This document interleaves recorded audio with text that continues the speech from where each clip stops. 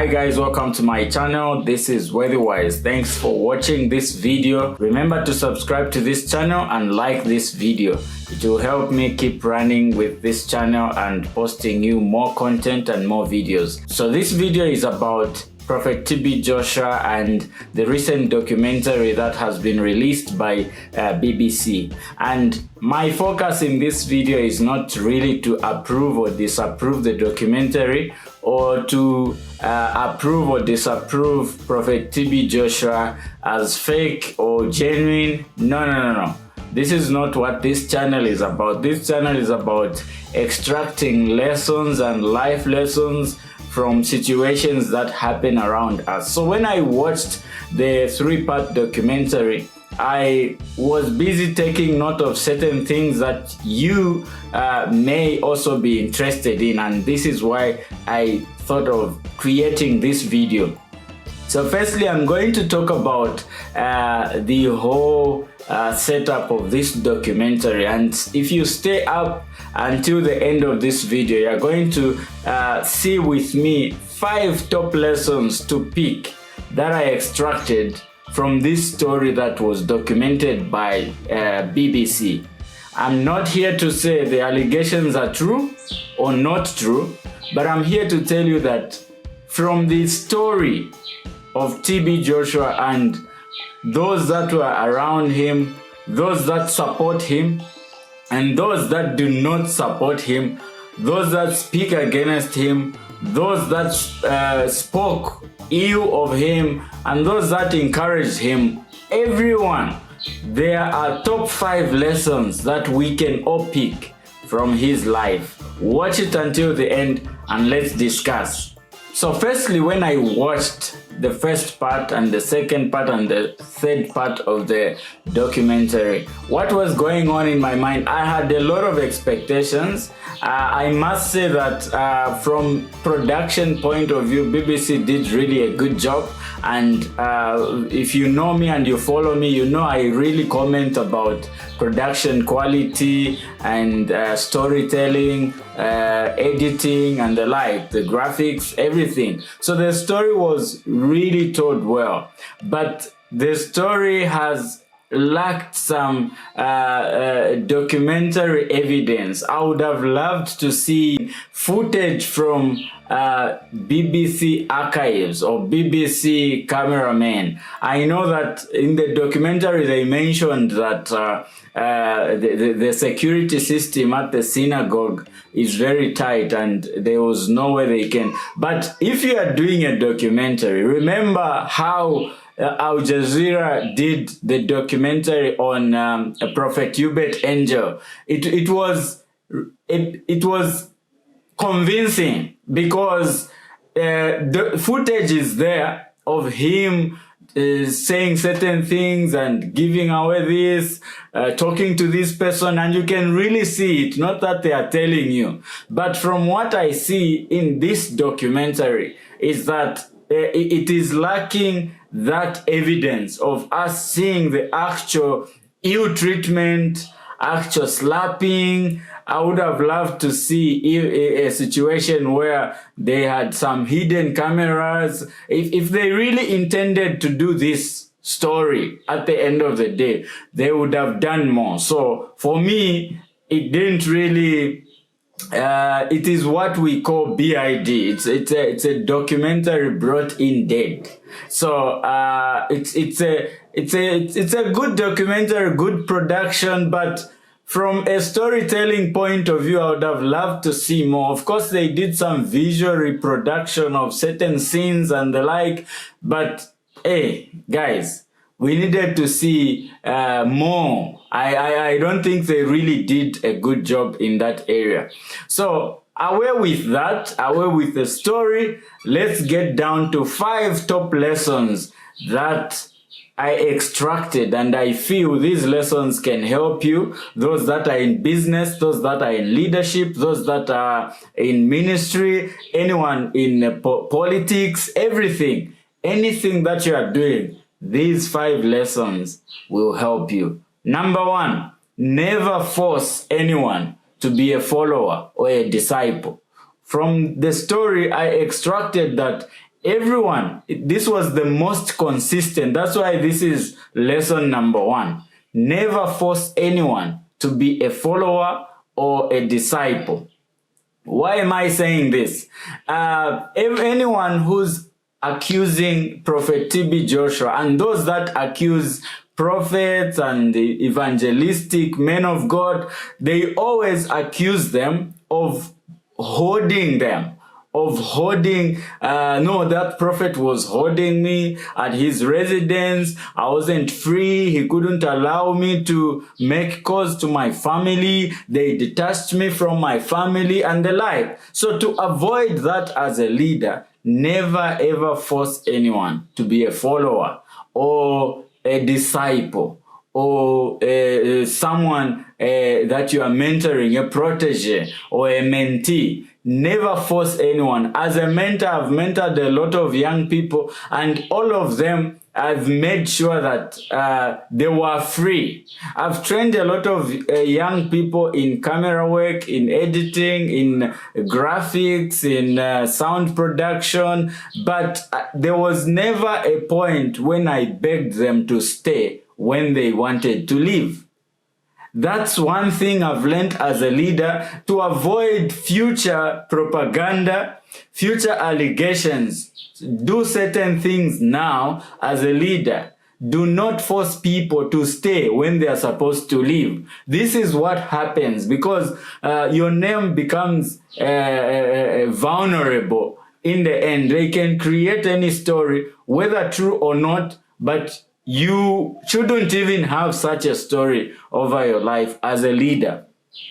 Lesson number 1, never force anyone to be a follower, or never force an employee, never force a mentee, a protege, never force anyone to stay if they want to live your life as a mentor or someone overseeing them. If you are sponsoring someone in education, you are sponsoring an orphan, you are keeping an orphan, if they want freedom, let them go. Never make that mistake. It is lesson number 1 I picked from the life of Prophet TB Joshua. Lesson number 2, never deprive people of their God-given talents or abilities.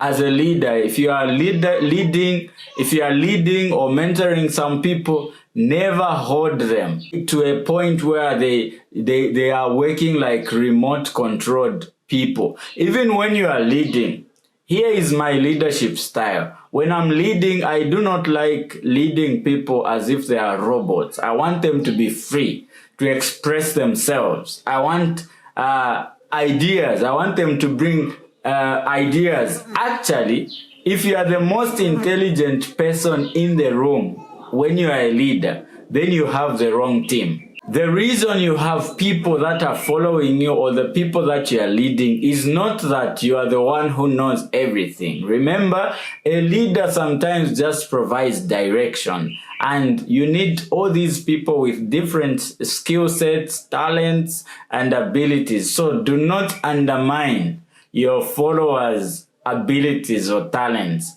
They are also separate human beings. Listen to them. Let them express themselves over what they think is right. Let them also give ideas, but also be careful not to divert from your original course of action or your original path, the original plan, or whatever you're trying to do in your vision or mission. Thirdly, always do ministry. If you are a pastor, this is for pastors, this is for prophets, this is for people running their ministries. Always, always, always involve your spouse, your wife or your husband. We've read books and stories about evangelists that have been very disciplined. One example I can give you is evangelist Billy Graham. Evangelist Billy Graham had such a policy that shielded him from propaganda and such allegations. Whenever he entered a hotel room, he could tell them to switch off the TV or remove the TV from the room. What he didn't want is accusation that he's watching explicit content or pornography or whatever content that may not be deemed appropriate for men of God. So sometimes when people want to accuse you of anything, they would place you in a position of compromise. So avoid, if you are in ministry with your wife, always move with your wife in hotels, in places where you are invited, because it will help you maintain credibility. We are living in times where it is very tricky also to move with a male partner. So you need to also be very, very careful so that you are not accused of being involved in homosexual activities, because again, when you move with a male partner who's in ministry and you share the same room, nowadays it's very tricky. Remember, ministry of today is not the same as the ministry of 10 years ago or 20 years ago. The dynamics are very different in this generation. So you really, really need to be careful how you carry yourself as a man of God. This point number 3, the lesson number 3, applies more to men and women of God. If you are a music minister, you are a gospel artist, these are points that can really, really help you to brand your ministry properly. Number 4 is use media wisely and document or learn from your mistakes. As you interact with people on social media, as you do your ministry, ensure that you use your media wisely. And one thing I've learned about, I always, whenever I'm teaching churches and men of God or gospel artists about branding and visibility, I always give an example of Prophet TB Joshua and how we all got to know him. Anyone who got to know him didn't know him through a person. We all knew him because we watched him on some channel or some videotape, and any of those followers or disciples, they became interested in his ministry because they had watched a tape. What lesson can we extract from there? Never underestimate the power of media, especially video recordings of whatever activities you are doing.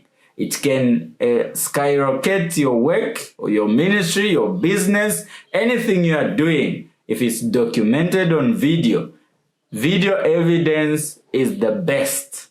So anyone can believe you if you show them video evidence. With the coming in of artificial intelligence, you cannot really trust video evidence or photographic evidence anymore 100%, but at least use it wisely to grow your work, to grow your ministry, to help you lead properly. You need evidence nowadays. People can't just believe you that you are a true man of God. There are a lot of true men of God who are doing great things. There are a lot of good leaders who are doing great things. I can also give an example of Apostle Joshua Selman. We all got to know him.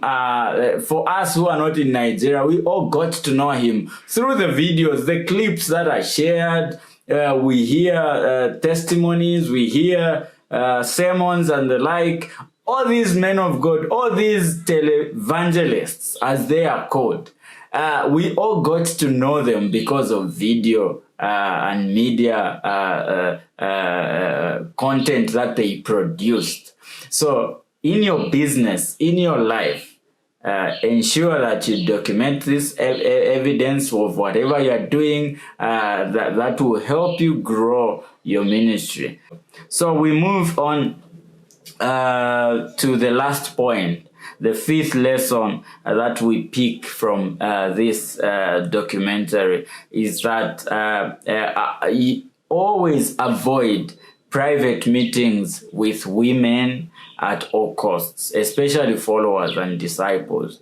As a leader, always avoid those that you are leading. Please let them be at a distance. If it's the opposite sex, please ensure that you are always protected. You protect your image. Avoid private meetings with those that you are leading. Ideally, it saves you from a lot of trouble, because you can be accused of anything. I've had friends that were accused of raping women, or young girls that were under their influence and the like. So please be careful in that area as a leader. It will save your name, it will save your life, it will save your work, it will save your business, it will save your ministry. Well, I could say more. This is just part one of the analysis. Let's keep the conversations going. I would love to hear from you. I would love to hear what you are thinking about this documentary, and drop in your comments. What lessons have you picked from this documentary and from the life of the prophet? May he so rest in peace. And like I said, this video is not approving any allegations or disapproving them. I'm just putting forward a neutral position, because I'm not really sure. I've not researched about the synagogue. I've not researched about the participants, that the disciples that brought those allegations. So I'm just giving lessons based on history and what I picked from the documentary, and what I could do better as a leader. If I was in that position, leading my company, what would I need to do best? It's the same thing when I watched documentaries about Fox News and other companies whose bosses were found implicated in all these charges and cases. Even when I look at the R. Kelly issue, Bishop T.D. Jakes issue, all those, I pay particular attention to learn certain lessons that I need to pick up as a leader. You see, life is always about lessons. You need to be so clever and wise to pick lessons from other people's mistakes. If you can't learn from other people's mistakes, you will learn from your own mistakes. This is Worthy Wise. Thanks for watching this video until the end. I hope you've learned one or two things. Remember to hit the subscribe button at the bottom, like this video, and let's get conversating.